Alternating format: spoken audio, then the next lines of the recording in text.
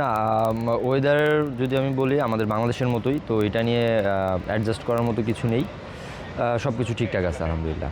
না, চাপ থাকবে, বাট আমরা চেষ্টা থাকবে চাপকে না নিয়ে কীভাবে, যেহেতু মানে আমাদের অ্যাওয়ে ম্যাচগুলোর ভালো, তো এবার যদি আমরা এই ম্যাচটা কোনোভাবে যদি আমরা ভালোভাবে জিততে পারি, তাহলে আমরা সেকেন্ড হয়েও শেষ করতে পারবো আমরা। তো আমরা এইটাই চাই যে ম্যাচটা যেভাবে হোক আমাদের জিততে হবে। সবাই আমরা মেন্টালি বলেন সবাই খুবই রেডি যে এই ম্যাচটা আমাদের যেভাবেই হোক আমাদের জিতে বের হতে হবে আর কি, এরকম টার্গেট।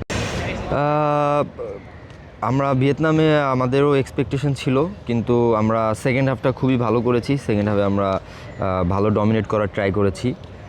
এখন আমরা চেষ্টা করব ওই ম্যাচ থেকে যেই যে ভুল ত্রুটিগুলো ছিল ওইগুলা শিখে আমরা এই ম্যাচগুলোতে ওগুলা কাজে লাগানোর জন্য, যেন আমরা এই ম্যাচটা জিততে পারি। আমাদের টার্গেট এখন আমাদের এই ম্যাচকে নিয়েই, আমরা সবাই খুব পজিটিভ।